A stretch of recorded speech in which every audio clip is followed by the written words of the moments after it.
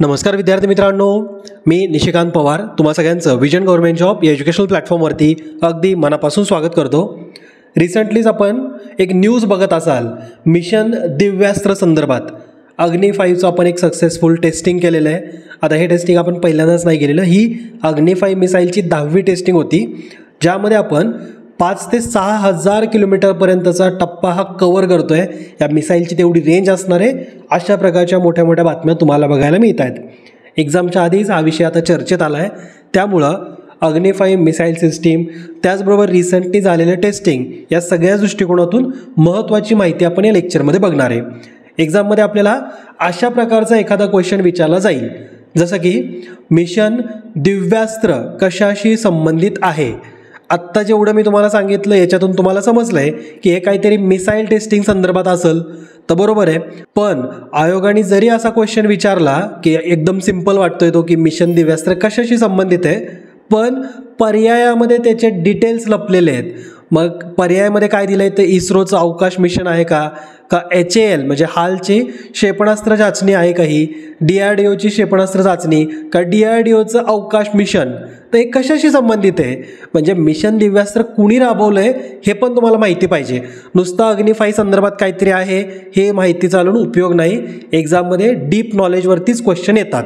तर DRDOची ही एक क्षेपणास्त्र चाचणी आहे, ज्याला मिशन दिव्यास्त्र नाव देण्यात आलं आहे आणि त्याच्या अंतर्गत अग्नी 5 या मिसाईलचं सक्सेसफुल टेस्टिंग करण्यात आलं. या टेस्टिंगबद्दल इथं PIBवरती बरेचसे आर्टिकल तुम्हाला बघायला मिळतील. त्यानंतर आपल्या देशाच्या मोठ्या मोठ्या पदावरती असलेल्या व्यक्तींनी ट्विट केले, जसं की पंतप्रधान नरेंद्र मोदींनी ट्विट केलं, राष्ट्रपतींनी सुद्धा ट्विट केलेलं आहे, आपले रक्षामंत्र्यांनी सुद्धा याच्याबद्दलचा ट्विट करून DRDOच्या शास्त्रज्ञांना याच्याबद्दल अभिवादन व्यक्त केलं आहे. ओके, तर हे तर रिसेंट काय जे चर्चेमध्ये होतं हे मी तुम्हाला सांगितलं आहे. आता अग्नी 5 या मिसाईलचं टेस्टिंग या मिशनच्या अंतर्गत करण्यात आले ना, तर याच्याविषयीची थोडीशी माहिती जाणून घेऊ. अग्नी 5पर्यंत आपण आलो आहे, म्हणजे अग्नी 1 अग्नी 2 अशी काहीतरी सुरुवात झाली असणार आहे. तर हो, अग्नी 1 या मिसाईलचं सक्सेसफुल फर्स्ट टेस्टिंग आपण 22 मे 1989ला केलं होतं. अग्नी 1 या मिसाईलची रेंज 700 किलोमीटरची आहे. अग्नी 2 या मिसाईलची रेंज 2000 किलोमीटरची आहे, ज्याचं पहिलं टेस्टिंग हे आपण 1999मध्ये केलं होतं. अग्नी 3 या मिसाईलचं टेस्टिंग 2006मध्ये पहिल्यांदा केलं होतं, ज्याची रेंज 3000 किलोमीटर आहे. अग्नी 4 याची रेंज ऑफिशियली 2010मध्ये जी फर्स्ट टेस्ट करण्यात आली होती त्यानुसार 3200 होती, पण ती पुढं जसं जसं टेस्ट वाढत गेल्या तसं याचं जे रेंज आहे ही 4000 किलोमीटरपर्यंत पोचली. फायनली अग्नी 5 या मिसाईलचं फर्स्ट टेस्टिंग आपण 2012मध्ये केलं होतं. आत्ता जी आपण याची चाचणी करतोय ना, ही 10वी आहे. यापूर्वी 9वी चाचणी करण्यात आली होती 15 डिसेंबर 2022 रोजी अग्नी 5 मिसाईलचीच. ओके, आणि ज्याची रेंज आता वाढून 5000 किलोमीटरपर्यंत पोहोचलेली आहे. आता खरं तर याची रेंज वाढवता कितपर्यंत येते, तर 8000 किलोमीटरपर्यंत ह्याची रेंज वाढू शकते. ज्या मिसाईलची रेंज ही 5500 किंवा 5000 किलोमीटरपेक्षा जास्त असते त्याला आपण इंटरकॉन्टिनेंटल बॅलिस्टिक मिसाईल असं म्हणतो. आता मिसाईलचे ना वेगवेगळे प्रकार आहेत, मी ते सगळे नाही सांगत बसणार, पण जसं की ब्रॉडली आपण 2 कॅटेगरी करतो. एक असतात क्रूज मिसाईल, एक असतात बॅलिस्टिक मिसाईल. क्रूज मिसाईल म्हणजे कसं, समोरासमोर जमिनीला पॅरलल मारा करू शकता येतील अशा म्हणजे क्रूज मिसाईल. ज्या बॅलिस्टिक मिसाईल असतात ना, जे आपण प्रत्येक ऑलमोस्ट ज्या टेस्ट होत आहेत त्या बॅलिस्टिक मिसाईल संदर्भातच्या न्यूज वाचतो ऐकतो, तर त्या बॅलिस्टिक मिसाईल म्हणजे कर्व करून पडणाऱ्या, ओके, म्हणजे लांबपर्यंत जाऊ शकतात, ज्याची रेंज मोठी असते, अशा त्या बॅलिस्टिक मिसाईल. ओके, मग त्याच्यामध्ये मग मिसाईलचे वेगवेगळे प्रकार असतात, जसं की सरफेस टू सरफेस मारा करता येणाऱ्या, सरफेस टू एअर मारा करता येणाऱ्या, हवेतून हवेत मारा करणाऱ्या, हवेतून जमिनीवरती मारा करता येतील अशा, समुद्रातून समुद्रात मारा करता येईल अशा, त्यानंतर समुद्रापासून जर सरफेसवरती मारा करायचा आहे तर त्या मिसाईलचा प्रकार. त्याचबरोबर अँटी टँक मिसाईल, अशा मिसाईलच्या वेगवेगळ्या कॅटेगरी येतात. ओके, मग मिसाईलला रेंजनुसार सुद्धा वेगवेगळ्या कॅटेगरीजमध्ये ठेवलं जातं. शॉर्ट रेंज मिसाईल असतील, मीडियम रेंज, त्याच्यानंतर एक इंटरमिडिएट रेंज बॅलिस्टिक मिसाईल असतात, ज्याची रेंज ही इंटरकॉन्टिनेंटल बॅलिस्टिक मिसाईलपेक्षा कमी असते. अग्नी 5 जे आपण टेस्ट केले हे इंटर कॉन्टिनेंटल बॅलिस्टिक मिसाईलमध्ये येते, कारण याची ऑफिशियल रेंज ही 6000 किलोमीटर सांगितली आहे. 5000 किलोमीटरपेक्षा जास्त रेंज असल्यामुळे आपण याला ICBM म्हणजेच इंटर कॉन्टिनेंटल बॅलिस्टिक मिसाईल असं म्हणू शकतो. ओके, हे जे अग्नी 5 मिसाईल आहे ना, हे इतकं खास का बनतं आहे, तर हे MIRV या कॅटेगरीमध्ये येतं आहे. आता MIRV म्हणजे काय, एक्झाममध्ये हे विचारलं जाऊ शकतं, त्यामुळे मी डिटेलमध्ये सांगतो आहे.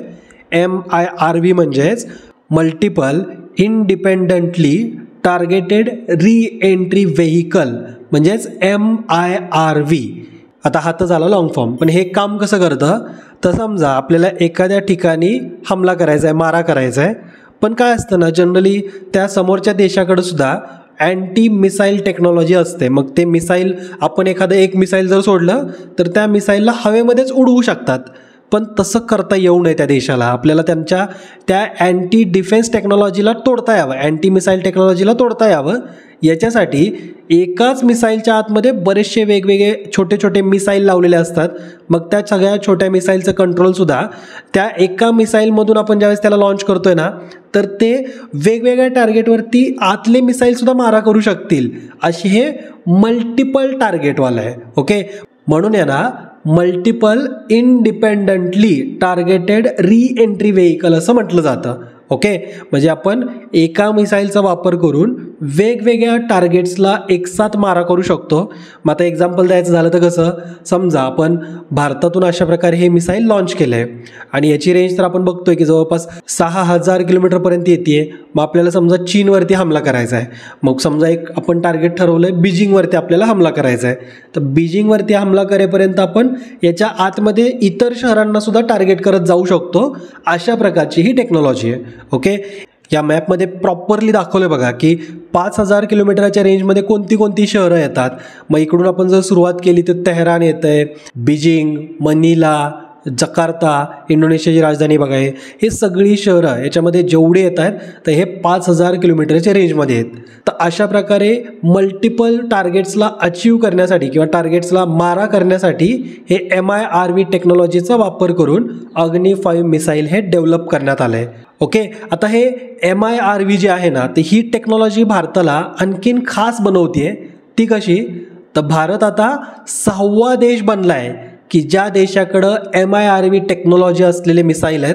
म्हणजेच काय, यापूर्वी फक्त 5च देश होते की ज्यांच्याकडं MIRV टेक्नॉलॉजीचा वापर करू शकता येतील अशा प्रकारचे मिसाईल होते. US, UK, रशिया, फ्रान्स आणि चायना. तर यांच्याकडं ऑलरेडी ही MIRV टेक्नॉलॉजी आहे, त्याच्या थ्रू ते मल्टिपल टार्गेट एकसाथ मारा करू शकतात. अशा प्रकारचे मिसाईल बनवत आहेत. भारत आता जगातला 6वाच देश बनला आहे की जो हा MIRV टेक्नॉलॉजीचा वापर करतो आहे. ओके, तर ऑफिशियली आपण या गोष्टी करतो आहे. खरं तर हे जगाने रेकग्नाईज केलेले 5 देश आहेत.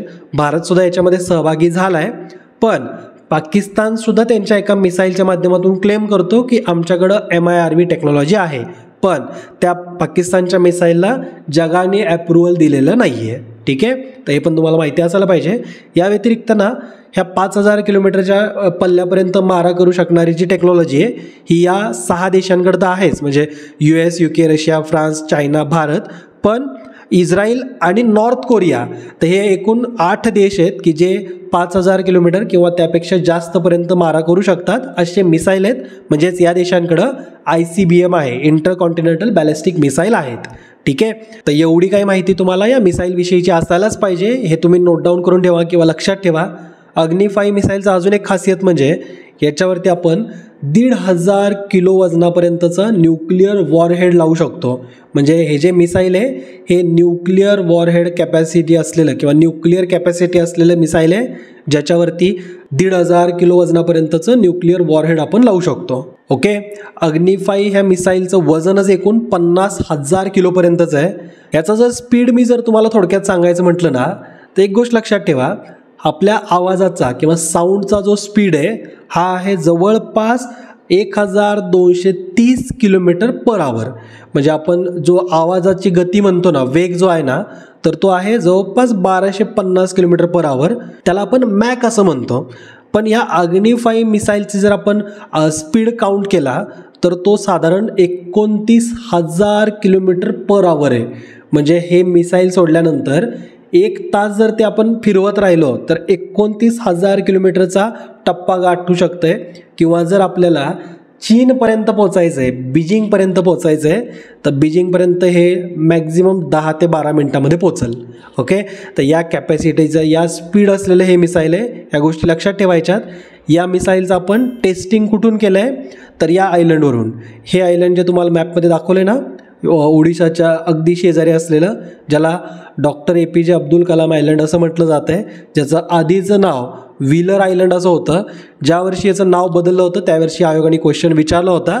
व्हीलर आयलंड, ज्याला आता doctor APJ Abdul Kalam island असं नाव देण्यात आलं आहे.